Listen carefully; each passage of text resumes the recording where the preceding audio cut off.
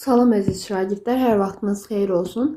Bu videoda DİM-in buraxılış imtahanı üçün hazırlamış olduğu 20 variant sınaq imtahanı kitabçasından sınaq 1-in izahını verəcəm.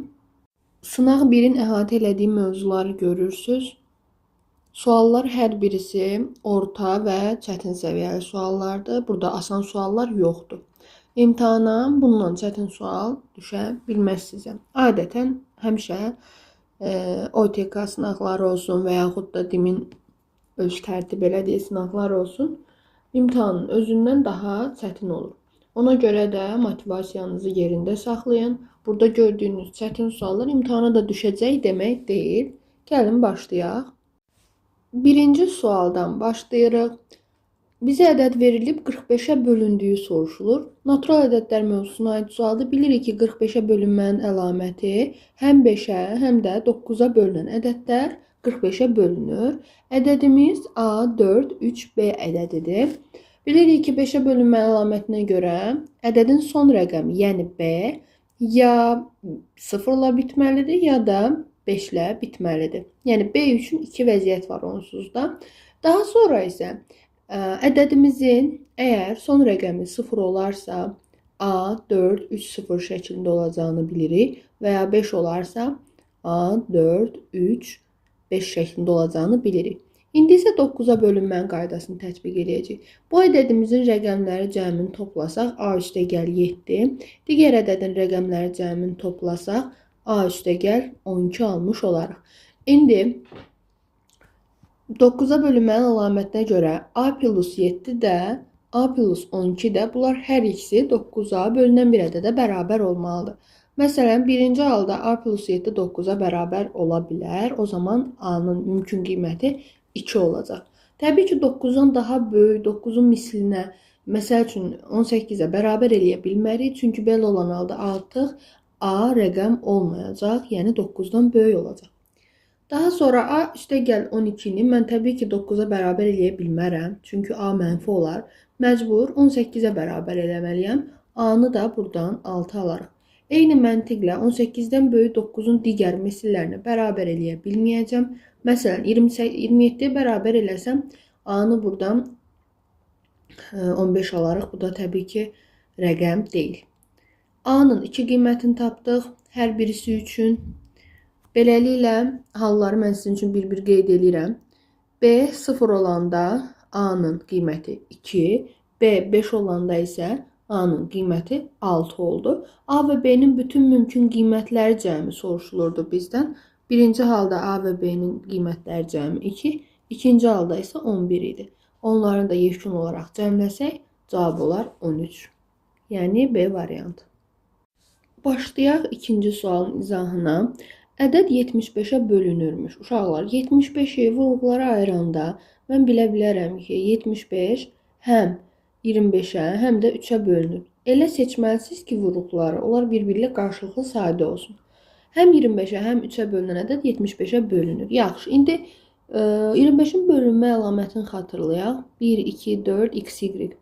Burada əgər x, y, yəni son 2 rəqəm qoşa 0 ilə bitərsə və ya 25 ilə bitərsə və ya 50 ilə bitərsə və ya 75 ilə bitərsə, o zaman 25-ə qalıqsız bölünər. İndi bunlardan 3-ə qalıqsız bölünənləri də seçməliyəm ki, ortaq 75-ə bölünə bilsin. Bu ədədin rəqəmlərini cəmləsək, 1, 2 və 4-ü toplayırıq, olur 7. Bu ədədin rəqəmlərini cəmləsək, 1, 2, 4-ü artıq toplamışıq, 7. Daha sonra 2 ilə 5 də 10 üzərinə gəlsək, olacaq 14. Növbəti də 7-nin üzərinə sadəcə 5-i gəldik, 12. Digərində isə 7-nin üzərinə 7 və 5-i gəlirik, yəni 19. İndi bunların içində 3-ə bölünən hansıdır? Təbii ki 7 yox, 14 yox, 19 yox, 12 bilirik ki 3-ə bölünür. Beləliklə bizim x, y-imizin yerində duran ədəd 5 və 0 olur. Yəni x 5, y isə 0 olmuş olur. Bizdən onların cəmi soruşulurdu. 5 ilə 0-ı cəmləsək cavab olacaq 5, yəni A variantı. Keçid alaq 3-cü suala. Əboba aid bir tapşırıqdır və kifayət qədər düşündürücüdür. Diqqətli olaq ona görə də. Deməli, A və B ədədlərinin cəmini 288, əbobunu isə 36 verib. Uşaqlar, əbob nə deməkdir? Ən böyük ortaq bölən. Yəni ki, bu AB ədədlərini sadə vuruqlara ayırıblar, ortaq olanlarını seçiblər, bir-birinə vurublar, alıblar 36. Demək ki, sadə dillə sizə başa salıram, həm A-nın, həm də B-nin içində o 36 var imiş uşaqlar. Təbii ki, 36-nı biz parçalayıb 2-nin kvadratı vur, 3-ün kvadrat şəklində yazırıq. Yəni 2, 2, 3, 3 bu şəkildə yazırım. Mən birbaşa yazıram ki, sizdən başa salım.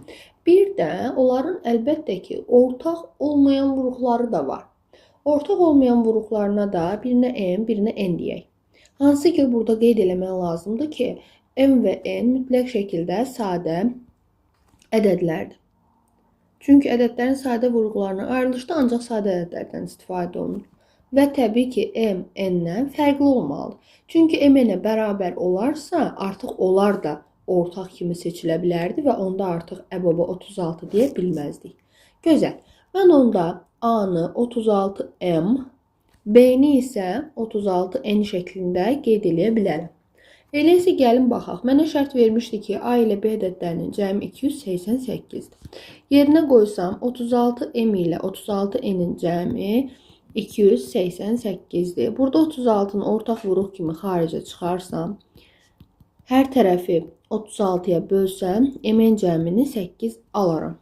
İndi yaxşı, M-in cəmi 8-dir. Mən burada M-in üçün müəyyən vəziyyətlərə baxmalıyam ki, görüm M-in hansı qiymətləri ala bilər. Bilirəm ki, M-in sadə olmalıdır və onlar bir-birindən fərqli olmalıdır. Yaxşı, o zaman mən M-ə 1 qoya bilmərəm, çünki sadə ədəd deyil. Bir nə sadə, nə mürəkkəbdir. 2 qoyası olsam, bilirəm ki, 2 sadədir.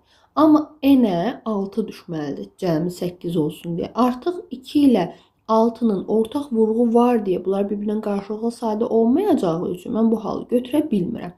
Çünki ortaq olsaydı, onlar bir-birinə bərabər və ya ortaq vuruqlar olsaydı, o zaman əbob 36 olmazdı axı. Daha sonra 3 götürə bilərəm, bu zaman M5 olacaq. 4 götürə bilmərəm, çünki 4, 4 olsa bir-birinə bərabər olar və şərtimizi pozar. Bir də 5, 3 götürə bilərəm. Eyni məntiqlə 6, 2 təkrar götürə bilmərəm. Yəni, ancaq və ancaq M-in cütü üçün 2 hal var. Ya 3-5 ya 5-3. O zaman eyni məntiqlə AB natural ədədlər cütü üçün də 2 dənə hal olmuş olur. Biz bilirik ki, AB ədədlərimiz 36M və 36N'dir. Yəni, A-nın bir qiyməti 36 vur 3, bir qiyməti isə 36 vur 5 olur. Eyni şəkildə B-nin də bir qiyməti 36 vur 3, bir qiyməti isə 36 vur 5 olur. Da bunları hesablama ehtiyac yoxdur. Əsas odur ki, AB natural ədədlər cütü üçün 2 müxtəlif hal tapmış oluruq. Əsas məsələ bu idi. 2 hal var. Ona görə də cavab olur Y variantı. Birinci hal, ikinci hal. Növbəti 4-cü sual 720 ədədini bu nisbətdə bölməyimizi istəyir. Uşaqlar, sizə demişdim ki, ədədin müəyyən nisbətlərə görə bölünməsi hansı qaydalara əsaslanırdı? Biri var idi düz mütənasib hissələrə bölmə, biri var idi tərs mütənasib hissələrə bölmə, bir də heç birisinin adını çəkmirdi. Baxın, bu onlardandır. Heç birisinin adını çəkmir. Məsələdə nə düz, nə tərs mütənasib hissələrə bölün sözü yoxdur. Amma sadəcə bölün deyir. Necə bölək? Əgər heç bir şərt yoxdursa, biz düz mütənasiblə bölürdük. Yəni ki, 7K, 8K və 9K-nı götürüb toplayırdıq. Bərabər eləyirdik 720 ədədinə. Olacaq 17 ilə 7, 24K bərabər 720. K-nın tapası olsaq 720-ni 24-ə bölərik. Olacaq 3, 30. İndi bizim K-mız 30-dursa, həmin hissələri tapa bilərəm. Yəni 7K-nı hesablasam, 7 vur 30 olacaq 210. Daha sonra 8K-nın tapası olsam, 8-i vuraram 30-a olacaq 240. Və son olaraq 9K-nı tapmaq üçün 9-u 30-a vuraram, olar 270. 210, 240 və 270-in olduğu variantda A variantı olur. Növbəti 5-ci sualımıza baxaq uşaqlar. 5-ci sualda faizə aid məsələdir və məhlul məsələsi də eyni tipdə həll olunurdu. Ona görə də düşünürəm ki, bu əslində sizdə problem olmaz. Yağlılığı 3% olan 7 litr südlə yağlılığı 6% olan 3 litr süd qarışdırılıb. Yəni düşünün ki, 2 dənə spirt məhlulu qarışdırılıb ya da duz məhlulu qarışdırılıb. Eyni məntiqləndir. Yenə də yazıram uşaqlar. 7 litr 3%li, bir də əlimdə 3 litr 6%li məhlul var. Biz bilirdik ki, həmişə onların nə qədərinin yağ, nə qədərinin isə süd olduğunu biz tapmalıydıq. Hansı ki, duz məhlullarında duz su yazırdıq, spirt məhlullarında spirt su yazırdıq. İndi bu yağlı süd olduğu üçün yağdan və süddən ibarətdir. Yağlı süd. Deməli, 7 litrin 3%-i 7 vur 3 böl 100 deməkdir. Yəni 0,21 litr. Süd hissəsini tapmağa ehtiyac yoxdur uşaqlar. Çünki burada ancaq yağlılıqla işləyəcəyik. Yəni vaxtımız getməsin. Daha sonra 3 litrin 6%-ni tapıram. Yəni 3-ü 6-ya vurub 100-ə bölürəm. O da 0,18 litr eləyir. Yenə də süd hissəsini tapmağa ehtiyac yoxdur. Burada qarışdırılır dediyi üçün mən bunları toplamalıyam. Və toplayanda artıq bilirəm ki, 7 litrlə 3 litri cəmləyərəm, 10 litrlik bir məhlul alınar. Amma neçə faiz olduğunu bilmirəm. Heç vaxt uşaqlar faizləri toplayıb 9% demək olmaz. Yenə də eyni məntiqlə burada yağ və südlər var. Yenə də süd hissəsi mənə hələ ki maraqlı deyil. Çünki məndən faizliyi soruşulur.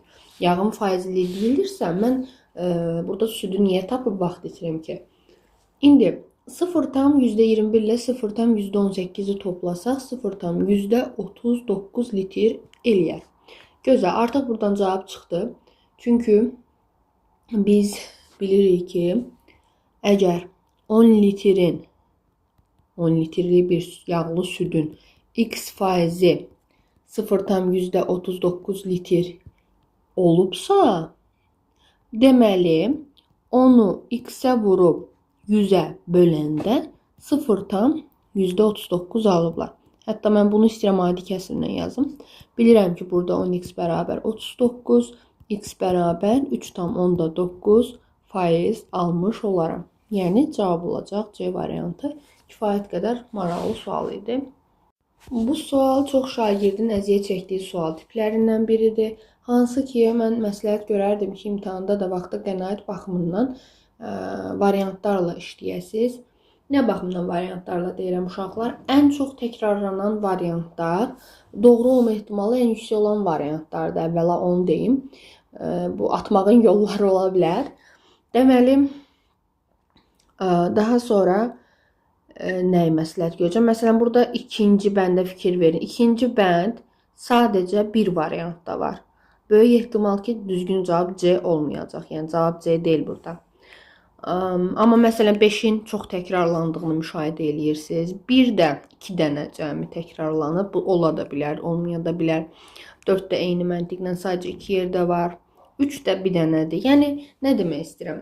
Ən çarəsiz vəziyyətdə atırsınızsa, heç olmasa biraz məntiqə uyğun atmağa çalışın. Deməli, nə etmək istəyirəm mən? İstəyirəm burada bir variantlara baxaq. Bizdən əvvəla doğru deyil istəyir. Deməli, A böl B bərabər C böl D. Bunun çarpaz vurası olsam, AD bərabər BC alınır. Yəni, mən bunu almalıyam. Əgər hansındansa bu şey alınmasa, demək o səhvdir. Başlayıram birincidən. Birincini çarpaz vura da bilərəm, vaxtımı itirə bilərəm və ya mən birincidə A böl B çıxılsın B böl B bərabər C böl D bərabər çıxılsın B böl D. Bu şəkildə də yaza bilərəm. Yəni, onun heç bir fərqi yoxdur. Hansı məntiqlə yazsaz, sizin üçün eynidir. Bu şəkildə yazıram. Ya, bu heç ikinci tərəfi parçalama ehtiyacı yoxdur əslində. Çünki burada bir ixtisar getmir. Çarpaz da vura bilərdik. Gəlin, çarpaz vurası çaşdırmayayım. Çünki burada bir yaranmadır. Mən elə bilirdim, orada da bir yaranacaq. A çıx B-ni gəlin elə çarpaz şəkildə D-yə. C çıx B-ni isə B-yə vuraq. Vurub açıram. AD çıx BD bərabər BC çıx B kvadrat. İndi sən buradan nəsə islah eləyə bilirsənmi? Təbii ki, yox. Belə bir eybəcər bir şey aldın. Səncə bu sənin yuxarıda almalı olduğun ifadəyə oxşuyurmu? Təbii ki, yox. Ona görə də bu bir yanlışdır. Keçirik ikinciyə. İkinciyə baxaq. A üstəgəl C-ni çarpaz şəkildə vururam D-ya və B plus D-ni isə vururam C-yə. Gəlin vurub açaq. AD üstəgəl CD bərabər BC üstəgəl DC. Bilirəm ki, CD ilə DC islah gedə bilər. Qalacaq o zaman AD bərabər BC. Həqiqətən də doğrudur. Keçirəm üçüncüyə. Üçüncü kifayət qədər böyükdür. Onu yoxlamaq əslində məsləhət görərəm ki, sadələrdən başlayıb yoxlayaq. Amma yenə də variantla işləmək üstün tuturam. Baxın, biz artıq 2-nin doğru olduğuna əminliksə, demək doğru deyillərin içində 2 ola bilməz. Yəni, mənim götürəcəyim cavabda mütləq 2 olmamalıdır. 2 olan variantlar doğru olduğu üçün onları atıram. Görürəm ki, bir dənə variant getdi. Daha sonra 1-in 100% səhv olduğunu bilirəm. Yəni, 100% mənim cavablarımda 1 olmalıdır. Bir də zaten 2 variantda var. Ya A-dır, ya B-dir. Düzdürmü? İndi baxıram ki, 4 və 5 arasında müqayisə aparmalıyam. Artıq burada 3-ü yoxlamağa ehtiyac yoxdur. Yəni, gərək yoxdur. Ona baxaraq vaxtımızı niyə itirək ki, imtahanda. Ona görə də burada ya 4-ə ya 5-ə baxa bilərsiniz. Təbii ki, 4-ə baxmaq daha rahatdır. 4-ə gəlin baxaq, çarpaz şəkildə vuraq. A üstəgəl B-ni vururam C üstəgəl D-yə bərabər A çıx B vur C çıx D. Olacaq AC üstəgəl CD üstəgəl BC üstəgəl BD bərabər AC çıx AD daha sonra çıx BC üstəgəl BD. 2 mənfi bir-birinə dəyəndə uşaqlar mənfi olur. Bir saniyə gözləyin. Aha, baxaq görək kimlər islah gedir. BD-lər gedir. BC burada müsbətdir, burada mənfidir deyə getmir maalesef. Sonra kim gedir? AC-lər gedir, qalır. CD üstəgəl BD, hansı ki buradakı bu biri BC-miz də yanına gəlsə 2 BC olacaq da, düzdürmü?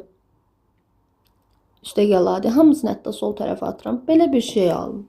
Yəni, fikir versəz, bu mənim almalı olduğum bu ifadəyə bərabər deyil. Onda belə çıxır ki, 4-cü də yanlışdır. 4-cü də yanlışdırsa, mən elə 4-ü cavab variantında seçə bilərəm. Bu qədər asan. Hətta gəlin sizin üçün 5-cini də izah edeyim. Özünüz də görəcəksiniz ki, 5-ci doğrudur deyə o götürülə bilmədi. Gəlin baxaq. Baxın, çarpaz vurası olsam, A üstü N vur A üstü N üstəgəl, B üstü N vur C üstü N bərabər A üstü N vur C üstü N üstəgəl A üstü N vur D üstü N. Düzdürmü? İndi bilirəm ki, N ümumi bir vuruq olduğu üçün, üzrüstən burada C yazmaq yerinə səhv yazmışam. Aha, olacaq AC üstü N üstəgəl, BC üstü N bərabər AC üstü N üstəgəl, AD üstü N. Burada AC üstü N'lər hər iki tərəfdən islah gedər. BC üstü N bərabərdir. AD üstündə N alınır. N qüvvətlərini də aparsam, qalacaq BC bərabər AD həqiqətən də doğrudur. Ona görə də 5-ci doğru olduğu üçün, bizdən də yanlışları soruşduğu üçün mən 5-i götürə bilmərəm. Baxaq 7-ci sualı. 7-ci sual çox şagirdi çaşdırır və bunu yaza bilmirlər. Hansı ki 2 qat radikal mövzusuna aiddir. A üstəgəl 2 kök altında B qaydası. Yəqin ki, bu hər birimizin yadındadır. Deyirdik ki, bu kök altında M plus minus kök altında N-ə bərabər olurdu. Bəs burada MN nə idi? Uşaqlar, MN-in cəmi və hasili var idi, yadınızdadırsa. MN-in cəmi A-ya, hasili isə kökün altında olan B ədədinə bərabər olurdu. Amma israrla qeyd elədiyimiz bir qayda var idi ki, mütləq kökün qarşısında 2 ədədi olmalıdır. Əgər o 2 yoxdursa da biz onu bərpa eləməli idik. Əla, o zaman mən nə edə bilərəm? Baxın. Kök altında 2x üstəgəl 2 kök altında x kvadrat çıx 4 ifadəsində mən bilirəm ki, A-nın yerində 2x durub, B-nin yerində isə, yəni kök altında isə x kvadrat çıx 4 durub. Mən elə MN ədədləri seçməliyəm ki, onların cəmi A-ya, yəni 2x-ə bərabər olsun. Onların hasili isə B-yə, yəni x kvadrat çıx 4-ə bərabər olsun. Uşaqlar, bu ancaq variantlara rahatlıqla görə biləcəyiniz bir tipdir. Belə bir sualı sizə açıq sual kimi salmazlar. Variantlara baxırsınız, cəmi 2x-i verən, yəni köklərin altından söhbət gedir ha. Cəmi 2x-i verən, həmçinin hasili ilə x kvadrat çıx 4-ü verən hansı variantdır? Əlbəttə ki də Y variantı olur. Digərlərini yoxlasaz, təbii ki, məsələn, burada baxın, toplayanda 2x verir, amma çıx 2. 2x çıx 2. Bu mənim nəyimə lazımdır? Həmçinin hasil x kvadrat çıx 4-ü vermir. Digər variantlarda təbii ki, yanlış olur. Keçək 8-ci sualımıza. A ədədinin rəqəmləri cəmi 31, B ədədinin rəqəmləri cəmi 48 olarsa, bu ədədin 9-a bölünməsindən alınan qalığı tapın deyir. Bu sualın sizə rahat bir qaydasını başa salım. Əgər A-nın rəqəmləri cəmi 31-dirsə, B-nin rəqəmləri cəmi 48-dirsə, biz əvvəlcə A və B-nin 9-a bölünməsindən alınan qalığı tapa bilərik. Yazıram A üçün. Bilirəm ki, əgər rəqəmləri cəmi 31-dirsə, onun 9-a bölünməsindən alınan qalıq 4-dür. Yazıram, qalıq 4-dür. Eyni qayda ilə B ədədinin rəqəmləri cəmi 48-dirsə, 9-a bölünmədən alınan qalıq olacaq 3. Yazıram, qalıq 3. İndi bu tapdığımız qalıqları soruşulan ifadədə yerinə qoya bilərəm AB-nin yerinə. Yazıram 5A üstə gəl 7B. Bu ifadədə A-nın yerinə 4, B-nin yerinə isə 3 qoyuram və bunu hesablayaq. 20 üstə gəl 21, yəni 41. İndi mən ədədimi artıq 41 olaraq tapdım. Mənə də 9-a bölünməsindən alınan qalıq soruşulur. 41-in 9-a bölünməsindən alınan qalıq da olacaq 5. Çünki 36 9-a bölünür, qalıq olur 5. Düzgün cavab A variantı. Bu da maraqlı sual idi. 9-cu sualda məxrəci 1176 olan düzgün kəsirlərdən ixtisar olunanların sayı soruşulur. Deməli, bununla bağlı sizə bir qayda demişdim. Onu xatırlayaq əvvəlcə. Məxrəci A olan neçə ixtisar olunmayan düzgün kəsir var deyə soruşulanda, diqqətli olun, ixtisar olunmayan. O zaman biz nə edirdik? Həmin ədədi sadə vuruqlara ayırırdıq və daha sonra ABC-dən istifadə edərək bu düsturun tətbiqini yazırdıq. Amma ixtisar olunanı soruşursa, proses biraz daha çətinləşir. Çünki ixtisar olunanı tapmaq üçün düzgün kəsirlərin sayından ixtisar olunmayanların sayını çıxmaq lazım gəlir. İndi burada əvvəlcə biz ixtisar olunmayanları tapmalıyıq, daha sonra ixtisar olunanlar. Gəlin mən bu qeydi yuxarı qoyum. Əlimizə dolaşmasın.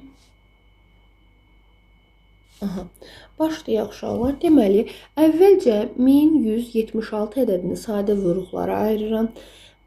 Mən birbaşa yazıram vaxtımız getməsin deyə.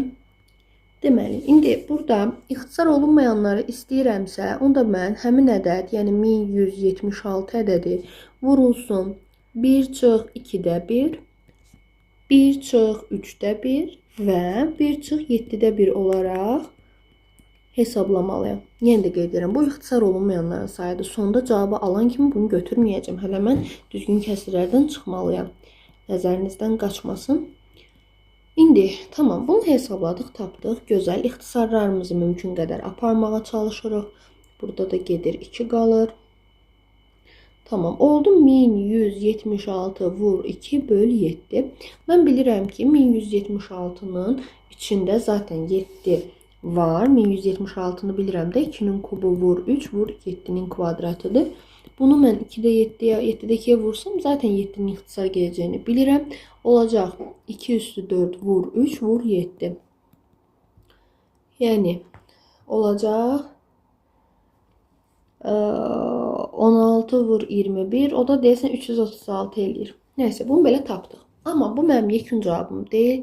Burada son olaraq mən düzgün kəsirlərdən bilirəm ki, məxrəci 1176 olan 1175 dənə düzgün kəsir var. Buradan çıxmalıyam 336-nın düzgün cavabı olacaq 839. Yəni C variantı. Bu bəli uşaqlar, çaşdırıcı sual idi. Bu da çaşdırıcı sual. Niyə? Çünki tərs mütənasib hissələrə bölmədən danışır. 26 ədədini 2, 3, 4 nisbətində düz mütənasib hissələrə bölün desəydi, 2K, 3K, 4K-nı toplayıb 26-ya bərabər eləyərdik. Amma tərs mütənasib hissələrə bölməyi tək tələb olunduğu üçün mən həmin nisbətlərlə verilən ədədləri tərsinə çevirirəm və bərabər edirəm 26-ya. Uşaqlar bəzən bunu da tərsinə çevrilib 26-da 1 yazırlar. Qətiyyən elə eləmir uşaqlar. Sadəcə nisbətləri tərsə çevirmək lazımdır. İndi hər tərəfi 12-yə vura bilərik bizim üçün rahatlıq olsun deyə. Ortaq məxrəc tapmaq əgər bizim üçün əlverişli deyilsə. 6K üstə gəl 4K üstə gəl 3K bərabər olacaq 26 vur 12-yə. Burada zaten cəm 13 eləyir. 13K bərabər 26 vur 12. Hər tərəfi 13-ə ixtisar aparsaq, K bərabərdir. Burada 2 qalıraq. 2 vur 12, yəni 24 olar. K 24-dürsə hissələrimizi tapa bilərik. Yəni 2-də 1K, 3-də 1K və 4-də 1K-nı hesablaya bilərik. Bir dəfə 2-də 1-i 24-də vururam, cavab olur 12. Bir dəfə 2-də 1-i 3-də 1-i 24-də vururam, olur cavab 8. Bir dəfə isə 4-də 1-i 24-də vururam, cavab olur 6. Yəni 12, 8 və 6 düzgün cavab A variantı. 11-ci suala baxaq uşaqlar. Deməli, irrasional ifadələr hansılardır deyə soruşub. İrrasional ifadə. Diqqətli olaq, burada irrasional ifadə deyir, irrasional ədəd demir. İrrasional ədəd biz bilirik də, kökdən dəqiq qiyməti çıxmayanlar, ümumiyyətcə dövr olmayan sonluq kəsirlərə biz irrasional ədədlər deyirdik. Məsələn, pi ədədi, y ədədi, kökdən çıxmayanlar və s. O irrasional ədədlərdir. Amma irrasional ifadə deyəndə biz nəyə başa düşməliyik? Dəyişənin kök altında olması lazım. Yəni, əgər kökün altında hərf görürəmsə, o irrasional ifadə olacaq. Amma bütün toplananlar üçün bu keçərli olmalıdır. Qaydanı pozan bir şey olmamalıdır. Gəlin başlayaq. Birincidə kökünü axtarıram. Görürəm kök buradadır. Görürəm ki, kökün altında ədəd var. Başqa kök yoxdur axı. Məsəl üçün burada deyək ki, bir dənə də əlavə olaraq kök altında A yazsaydı, mən deyərdim ki, eyb yoxdur. Əsas odur bir dənə hərf var kökün altında. Amma burada bir dənə kökümüz var. Orada da ədəd qoyub. Bu irrasional ifadə ola bilməz. İkinciyə baxıram. Kök buradadır. Kökün altında ədəd var. Hərf yoxdur. Bu da eyni məntiqlə səhv çıxır. Üçüncüdə kökün altında x görürəm. Yəni hərf görürəm. Əla, bunu götürəcəm. Dördüncüdə kökün altında 3 var. Başqa nə var? Kökün altında b var. Əla, burada tapdım hərfimi. Gözəl. Bunun üçün heç bir sorun yoxdur. Amma burada bu hissəyə diqqətlə baxmaq lazımdır. Modulda z-5 bu ayrı bir toplanandır. Artıq burada qayda qanun pozulur. Burada artıq z-i kök altına versəydi götürə bilərdim. Amma bu qaydanın pozduğu üçün mən bütöv ifadəni, irrasional ifadə götürə bilmərəm. Ona görə bu da getdi. Beşincidə isə kök altı hanı? Kök altı buradadır. C var. Əla. Möhtəşəm. Bunu irrasional ifadə daha doğrusu götürə bilərəm. Burada da kökün altında 5'in olması artıq mənim üçün maraqlı deyil. Ola da bilər, olmaya da bilər. Əsas odur ki, kökün altında hərf varsa o doğru olur. Düzgün cavab olur. 3 və 5 B variantı. Gəlin baxaq 12-ci suala. Ədədlərinin müqayisəsi tələb olunur. Demək, müxtəlif ədədlərdə hamısı və qüvvətlərdə müxtəlifdir. Demək, nə etmək olar? Gəlin A ədədini, B ədədini və C ədədini biz qüvvətlərindəki kəsirləri kök altı şəklində yazaq. Mən bilirəm ki, A ədədini ikinci dərəcədən kökün altında 3 kimi yaza bilərəm. B ədədini 3-cü dərəcədən kök altında 4 kimi, C ədədini isə 4-cü dərəcədən kök altında 5 kimi yaza bilərəm. Burada əslində 2 yazılmır. Mən sizə bir şey başa salmaq üçün bunu artıq yazmalıyam. Baxaq növbəti hissə. İndi burada bunları müqayisə eləmək üçün hamısının kökünün dərəcəsi eyni olmalıdır. Düzdürmü? Ona görə də 3 ilə 4 və 2 bu üçünün əkobu 12 olduğu üçün hamısını 12-ci dərəcədən kökə gətirirəm. Və beləliklə rahatlıqla müqayisə eləyə biləcəm. Uşaqlar, hamısı 12-ci dərəcə kökə gəlir. 2 əgər 12 olubsa 6-ya vurulub, o zaman 3-ün üstündə də 6 yazıram. 3 12-yə gəlibsə 4-ə vurulub, o zaman 4-ün üstündə də 4 yazıram.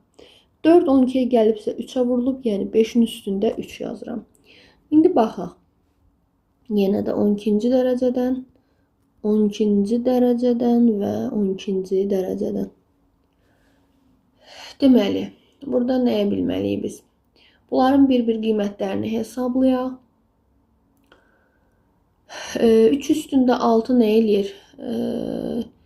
729 eləyir də. 4 üstündə 4. 4 üstündə 4 nə deməkdir? 2'nin kvadratının üstündə 4. Yəni 2 üstü 8 deməkdir. O da 256 eləyir. Sonra 5 üstündə 3 də 125. Baxıram ki, bunların içində ən böyük olan elə A ədədi oldu. Ona görə də ortancıl B, ən kiçik isə C olur. Yəni cavab olur D variantı. Baxaq 13-cü suala. İfadəsində vurğu kök işarəsi altından çıxarın. Aha. Çıxaraq. Gəlin əvvəlcə sadələşdirək biraz ifadəni. Mənfi x kubu və y üstü 6 var. Deməli, mən kökümün dərəcəsinin 2 olduğunu bildiyim üçün mənfi x kubunu mənfi x kvadrat vur x şəklində bu formada parçalayıram və ya biri bura yazım, 2-ni bura. Y üstü 6. Bunu isə y kubunun kvadratı şəklində yazmalıyam. Aha. İndi burada məsələ nədən ibarətdir? Biz bilirik ki, kök kvadratı atanda ifadə çölə çıxırsa modulda çıxmalıydı. İndi əgər x kvadrat çölə çıxırsa, modulda x çıxır çölə. Y kubu çölə çıxırsa, modulda y kubu şəklində çıxır. Qalır kökün altında mənfi x. Möhtəşəm. Sən baxırsan ki, variantlarda belə şey yoxdur. Niyə yoxdur? Çünki burada y kubları moduldadır. Daha çox variantda fikir versəz. X isə moduldan açıblar. Bəs x-in işarəsini nə biliblər ki, işarəsində təyin edə biliblər? Gəlin baxaq. Burada artıq ikinci bir bilgi ortaya çıxır. Kökün altındakı ifadəni, yəni mənfi x kubu y üstü 6-nı böyük bərabər 0 götürmək. Sən bilirsən ki, y üstü 6 həmişə müsbət bir şeydir. Ona görə mənfi x kubu da böyük bərabər 0 olmalıdır. Yəni, bu da müsbət olmalıdır ki, müsbətə vuranda müsbət eləsin. O zaman x kubu kiçik bərabər 0 olmalıdır. Yəni, x sözü də 0-dan kiçik bərabərdir. X-in mənfi və ya 0 olduğunu aldıqsa, deməli, o moduldan çıxanda qarşısına mənfi atmalıdır. Yəni, olmalıdır mənfi x vur modulda y kubu vur kök altında mənfi x. Hansı variantdır? Düzgün cavab olur A variantı. Hə, bir də uşaqlar, onu da deyim ki, uşaqlar həmişə çaşırlar ki, kök altında mənfi x. Axı biz demişik kökün altında mənfi olmaz. Uşaqlar, kökün altında mənfi əmsal ola bilər. Amma mənfi ədəd ola bilməz. Sən x-in burada mənfi olduğunu bilirsən. X mənfi olduğu üçün qarşısında mənfi yazılmaq zorundadır ki, onu müsbətləşdirsin. Biz belə yazsaydıq doğru olmazdı. Çünki x sözü mənfidir. Necə kökün altında mənfi ədəd yaza bilərəm? Baxaq növbəti 14-cü suala. 14-cü sualda çoxəllinin dərəcəsini tapmaq tələb olunur. Uşaqlar, burada da yenə uşaqların bəziləri çaşır. Niyə? Çünki çoxəllinin dərəcəsi öyrəniblər ki, bütün bir hədlərin dərəcələri tapılır, içindən ən böyüyü seçilir, gözəl. Amma bir şey unudurlar ki, əvvəlcə çoxəlli standart şəklə gətirmək lazımdır. Ondan sonra onun dərəcələrini, hər bir həllisinin dərəcələrini tapıb, içlərindən ən böyüyünü götürmək lazımdır. Bunun biz əgər oxşar toplananlarını islah eləməyə çalışsaq, 3 bu ifadə ilə mənfi 1 dənə bu ifadə bizə verəcək 2 dənə həmin ifadədən, yəni A kvadrat B üstü 4 C üstü 7. Burada da mənfi 2 dənə var. Yəni, buradan aldığımız 2 dənə ilə buradakı mənfi 2 bir-birini islah aparacaq. Ona görə yerdə qalan ifadəni yazıram. 4A kvadrat B kubu C üstü 6 üstə gəl 6A üstü 4B kvadrat C üstə gəl x kvadrat y z üstü 4. Daha sonra hər bir hədlinin, bilirik ki, burada 3 dənə bir hədli qaldı. Dərəcəsini hesablayıram. Bir hədlərin dərəcələrini necə hesablanırdı? Qüvvətlərin üstün cəmləyirdik, amma hərflərin üstün cəmləyirdik sadəcə. 2, 3, 6 toplasam 11. Bu birinə baxıram. 4, 2, burada heç yoxsa 1 deməkdir. Cəmləsəm 7. Buradakilərə baxıram. Y-in üstünə heç yoxsa 1 deməkdir. 2, 1, 4 cəmləsəm 7. Aha, içlərində ən böyük hansı oldu? 11 oldu. Düzgün cavab 11. Amma uşaqlar adətən burada cavabı 13 tapırlar. Çünki islah eləmədən baxırlar ki, burada ən böyük cəmləyəndə 13'ü verir ona görə. Yəni cavab olur 11. Belə. Baxaq 15-ci suala. Kəsirin tam ədəd olması üçün n-in ola biləcəyi natural qiymətlərin cəmi tələb olunur. Baxaq, biz bu tip suallarda nə edirdik? Onları parçalayırdıq.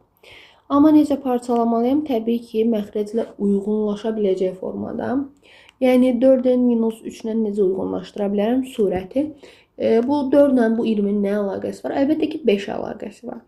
Burada 5-i mötərizə xaricinin çıxarası olsam və mütləq şəkildə mötərizənin içərisində bu ifadəni yazmalıyım. 4n çıx 3 yaranmalıdır. Vurub açanda 20 çıx 15 eləyir. Amma məndə 30'dur. O çıx 15'in üstünə gərək 45 gəlim ki, mənfi 15 üstə gəl 45 bizə 30'u versin. Düzdürmü? Tamam, məxrəcdə də həmin ifadəni yazıram. Bunu belə parçalamaqda məqsəd nədir? Onları ayrı kəsirlərlə yazacağam.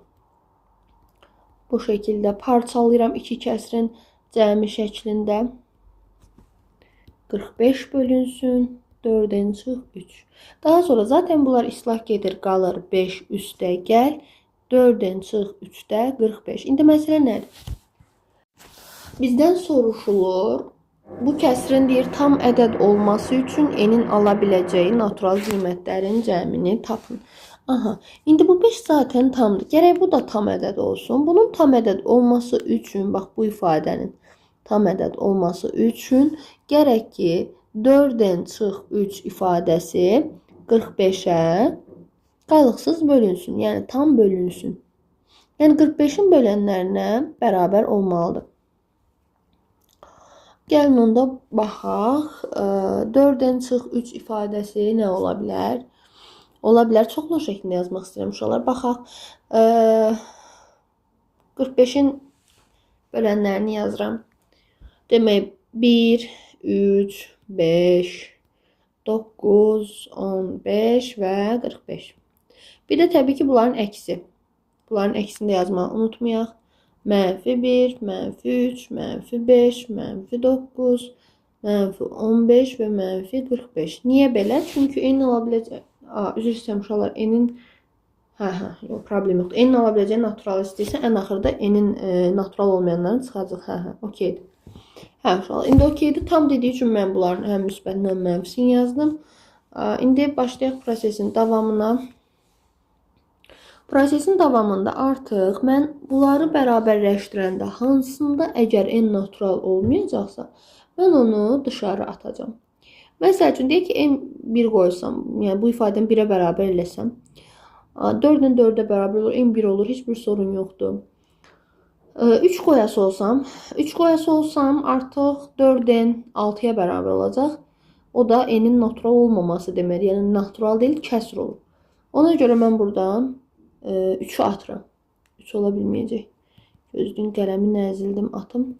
Bunu atırıq. Tamam, sonra baxaq nə var? 5, 9, bunlarda problem yoxdur. Amma 15'də problem olacaq bəli. Çünki 4-dən gərək 18 olsun, o da n-in kəsr olması deməkdir. Sonra ümumiyyətcə bu biri mənfilər də -3 və -3-dən böyüklər də olmur. Niyə? Məsələn, baxın mənfilərin içində. -1-ə bərabər olsa sorun görək varmı? Yoxdur. Çünki 4-dən görək nə olur? 4-dən çıx 3 bərabər -1-də 4-dən olacaq 2. N olacaq, n kəsr olacaq. Bu da getdi. -3-ə bərabər olası olsa, n gərək 0 olsun. Bu da natural deyil deyə olmaz. 4-dən çıx 3-ü -5-ə bərabərləsəm, gərək 4-dən bərabər olsun. -5 üstə gəl 3. O da -2 deməkdir, olmaz. Eyni məntiqlə digərləri də mənfilər, bunlar heç birisi olmur. Sadəcə yuxarıda 1, 5, 9 və 45 olacaq. Başqa kim qaldı görək. 45-ə də baxaq. Yoxlayaq da bir-bir digərlərini.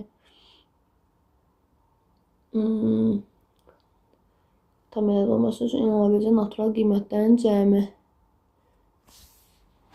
Tapaq gəlin n-ləri. Bir dəfə 4-dən çıx 3-ü 1-ə bərabər eləyək.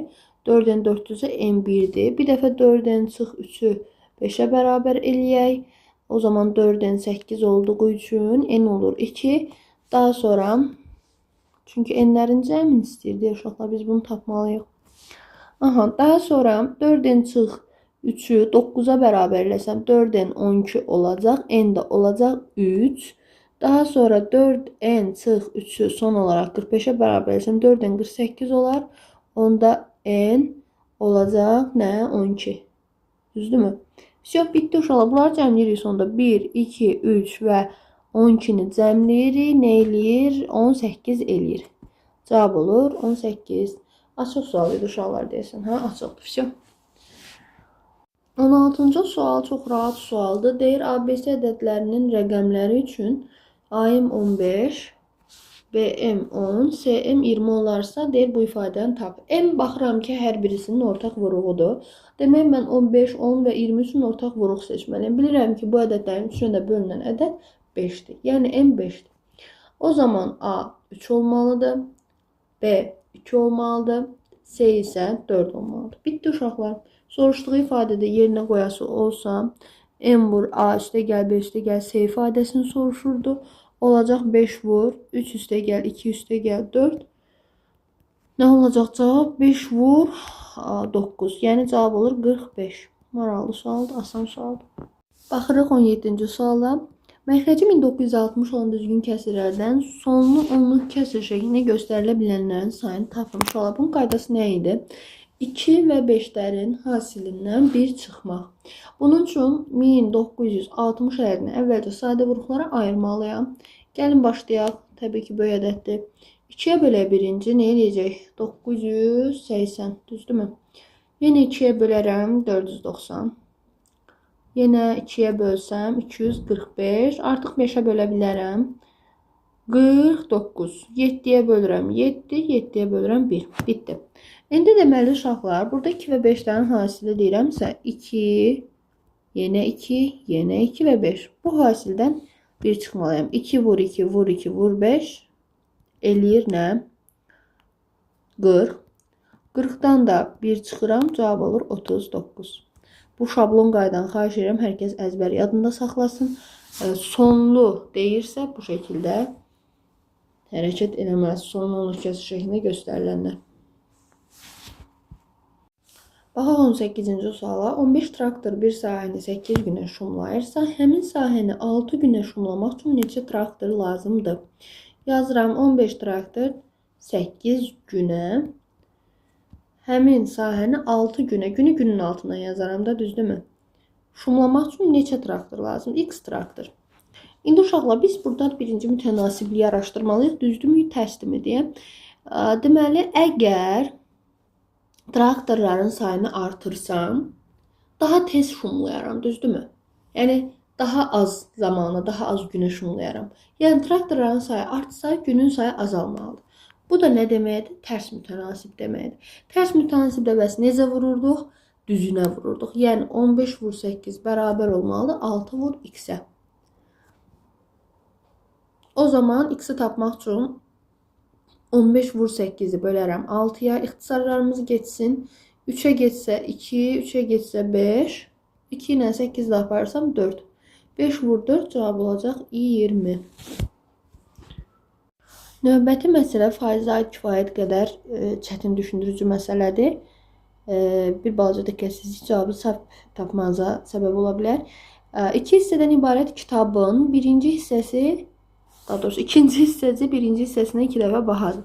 Tamam, kitabımız var 2 hissədən ibarətdir. Birinci yazaq, ikinci yazaq.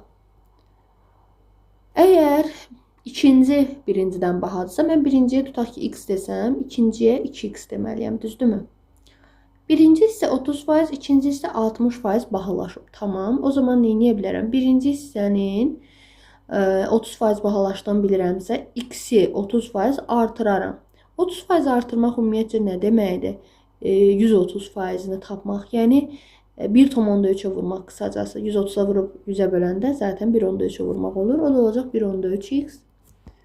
Növbəti ikincidə deyirsə, deyir ki, ikinci hissə 60% bahalaşıb.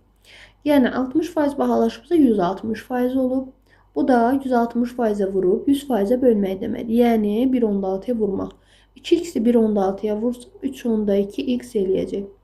Daha sonra soruşur ki, kitabın ümumi qiyməti neçə faiz bahalaşdı? Əvvəl ümumi x ilə 2x-in cəmi 3x idi. Yeni qiymət olaraq isə 1,3x ilə 3,2x-in cəmidir. Yəni ki, 4,5x-dir. Əvvəlkinə həmişə biz 100% deyirdik. İlkin qiymət, əvvəlki qiymət həmişə 100% olurdu. 4,5x isə bunun yeni ümumi qiymətidir. Bu da olsun bir dənə sual işarəsi. İndi oradan sual işarəsini tapmaq üçün nə etməlisən? Çarpaz vurub hesablamalısan. Yəni 3x sual işarəsi bərabər. Gəlin belə yazaq da 4,5x vur 100 bölünsün 3x. Burada 1,5 vur 100 yaranır ixtisarlarda. Yəni 150% olur. İndi əvvəl 100 idi, indi 150 olub. Səndən soruşur ki, qiymət neçə faiz bahalaşıb? Bunun üçün də son olaraq tapdığın 150%-dən 100% çıxmağı unutmursan.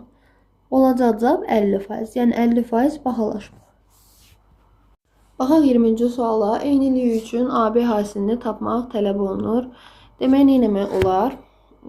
Sol tərəfi gəlin olduğu kimi saxlayaq hələ ki. Və sağ tərəfdə istəyirəm ortaq məxrəcə gətirək. Ortaq məxrəc gətirmək nə deməkdir? Bu iki mötərizənin hasilini yazmaq. Zaten o iki mötərizənin hasili elə bir-birinə vurub sadələşdirsə x kvadrat çıx 5x çıx 6-nı verir zaten, düzdürmü?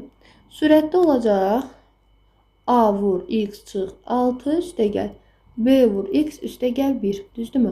İndi iki kəsirin bərabərliyində əgər sürət məxrəclər bərabərsə sürətlər də eyni olmalıdır. Yəni 4x çıx 3 bərabər olmalıdır. Bu sürəti vurub açıram.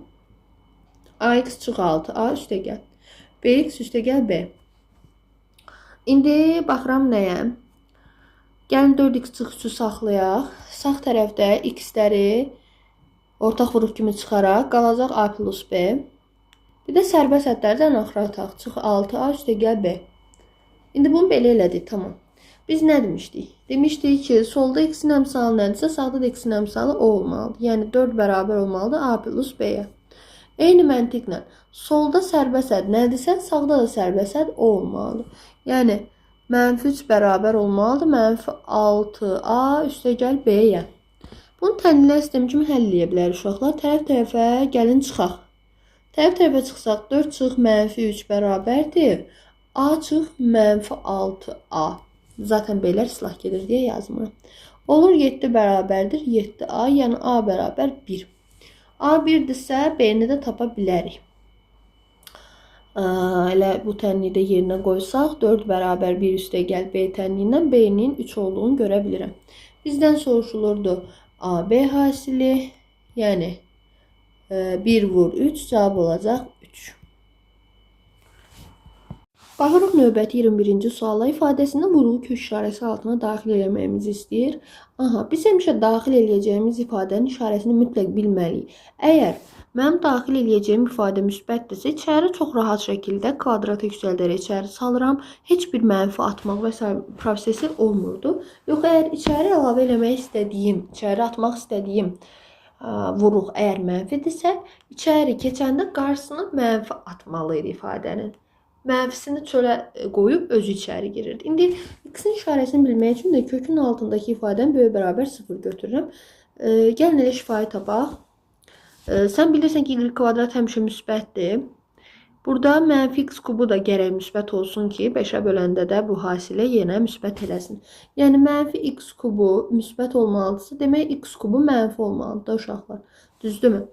Yəni, elə x özü də mənfi olmalıdır deməkdir. Tamam, x əgər mənfidirsə, içəri atmaq istədiyim mənfidirsə, mənfisini saxlayacaq çöldə və içəri x-in sadəcə özü girəcək, amma kvadratı ilə bir yerdə. X içəri girəndə olacaq x kvadrat vurulsun. Həmin o kəsir. 5-də mənfi x kubu y kvadrat. Bax, o kəsir. Bu da nə verəcək bizə? Mənfi kök altında. Mənfi x üstü 5, y kvadrat böl 5-i verəcək. Belə də qalır. Всё, bitti. Baxaq 22-ci suala. Müxtəsər vurma düsturunu bilmək lazımdır bu sualda. Deyir, bu çox ədli, bu ifadənin kubudur. 2x üstə gəl b-nin kubu.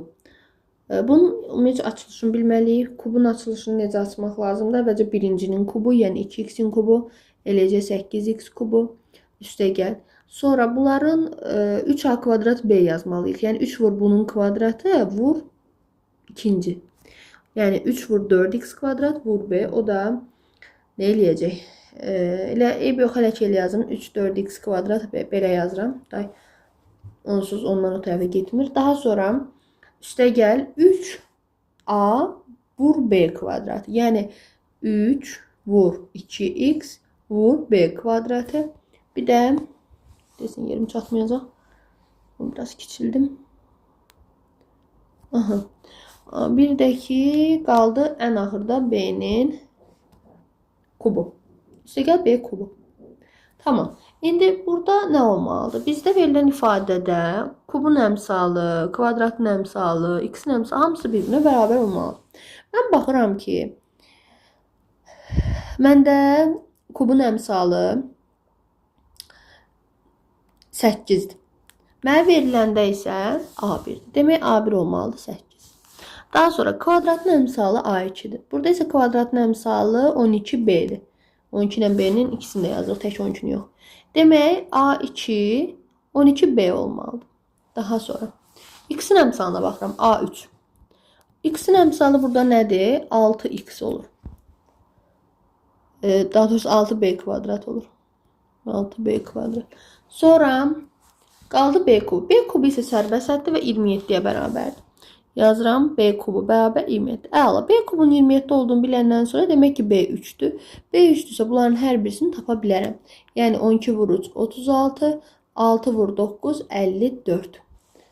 İndi bizdən A1, A2, A3 cəmini istəyirdi. Onda bu üçünü toplayası olsam 8, 36 və 54-ün cəmi cavab 98 eləyər. Bu qədər asan. 23-cü suala baxırıq. Yenə də mütənasiblik ilə bağlı məsələdə divar saatının kəfkiri 12 dəqiqədə 624 rəqs eləyir. Deyir ki, o yarım saat ərzində. Yarım saat demək 2də 1 saat deməkdir. 1 saatın 2də 1 hissəsi deməkdir. Və ya sən 0.5 yaza bilərsən. Və ya birbaşa yarım saat demək bilirsən ki, 30 dəqiqə deməkdir. 30 dəqiqə də yaza bilərsən. Amma o yazını mütləq qeyd elə. Çünki yazanda orada yazmalısan ki, ətraflı sualda yazmalısan ki, yarım saat demək 30 dəqiqə deməkdir. Aha, 30 dəqiqəyə də deyir neçə dəfə rəqs eləyər? X rəqs. Heç nə. Buradan bilməlisən ki, nə qədər çox vaxt, o qədər çox rəqs. Ona görə düz mütənasibdir. Düz mütənasibdirsə onu da qeyd edirsən, ha, təbii ki. Düz mütənasibdirsə nə etmək lazımdır? 12x bərabərdir 30 vur 624. X-i tapmaq üçün 30'u 624'e vurup 12'ye bölmeye lazımdır.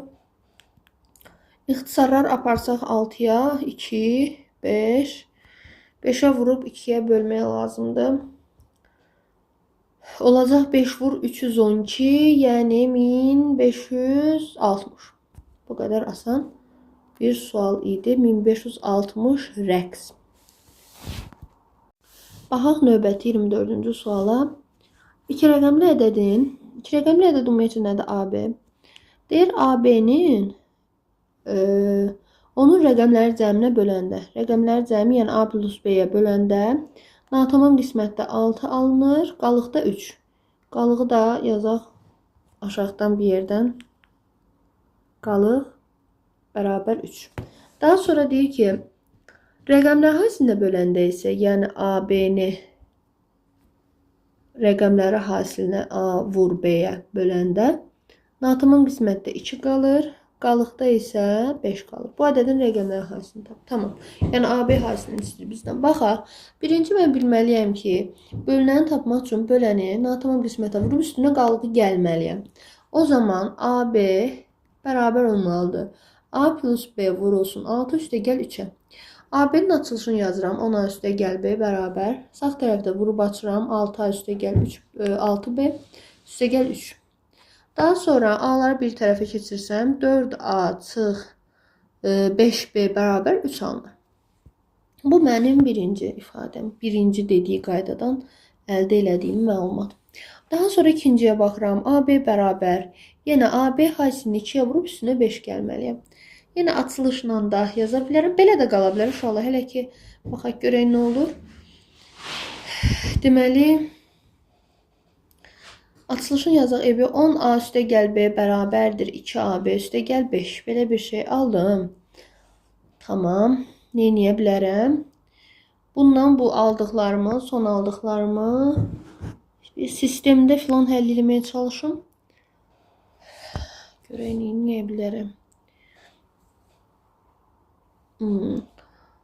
Deməli, sistemlə yazaq da əvəz eləmək falan. Görüm nə edirəm.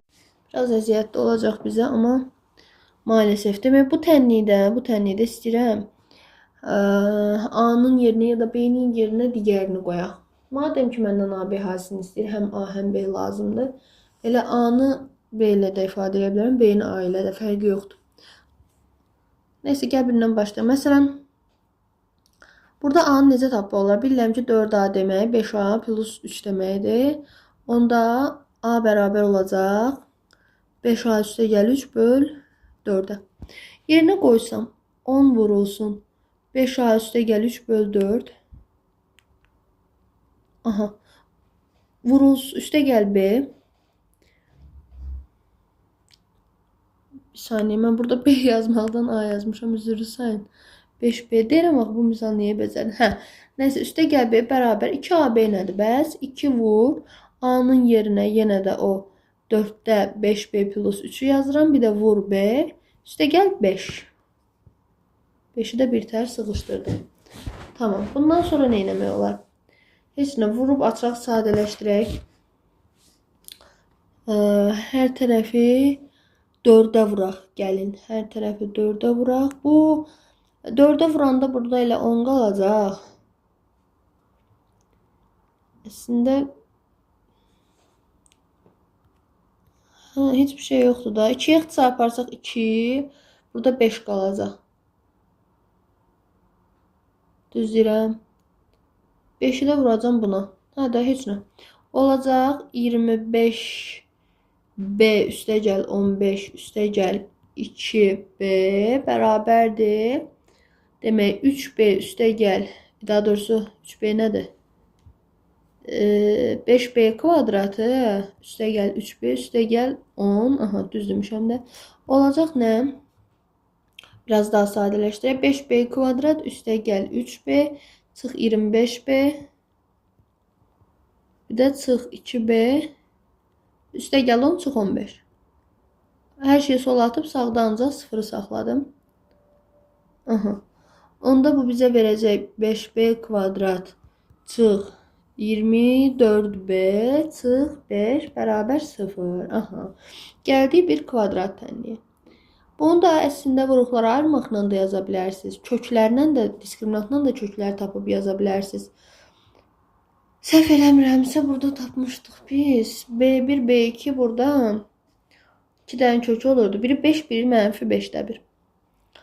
B1 5, B2 mənfi 5-də 1. Aha, sən də bilməlisən ki, rəqəm dediyi üçün bu ola bilməz. Bu kənar kökdür. Ona görə B-ni 5 götürürsən. B 5-dirsə A da burada yerinə qoyub 5-i 5-ə vurub üstə 3 gəlib 4-ə bölsən 7-ni verəcək, səhv eləmirəmsə. Bu qədər. AB-nin hər ikisini tapdıq. Onların hasili soruşulurdu sonda. Yazırsan ki 5 vur AB vur bərabərdir. 7 vur 5 yəni 35. Cavab olacaq 35. Belə. Baxaq son olaraq 25-ci sualımıza. İfadəni sadələşdirin. Çox rahat bir 2 qat radikal sualıdır. Deməli, biz demişdik ki, elə MN-ədədi seçməliyik ki, onların cəmi çöldə buradakı hasili isə kökün altındakı ədədə bərabər olsun. Bu məntiqlə hərəkət eləməliyik. Deməli, bu da nədir? Üzr istəyirəm, uşaqlar, 25 deyil 45-dir. Mən də baxıram, niyə bezər oldu. 45 nədir bu? 15 neçdir də, düzdürmü? Onda bu bərabər olacaq kök altında 15, üstə gəl kök altında 3-ə. Belə, bu şəkildə də qalacaq. Bitdi, asan. Ortada toplama deyil, toplama yazıq bizdə. Bu qədər uşaqlar. Bunlar hamısı sondakı suallar ətraflı suallardır. Bütün həlləri də yazdım. Bu PDF-li də qruplara göndərəcəm. Suallar hamısı çətin, maraqlı suallar idi. Diqqətinizə görə təşəkkürlər.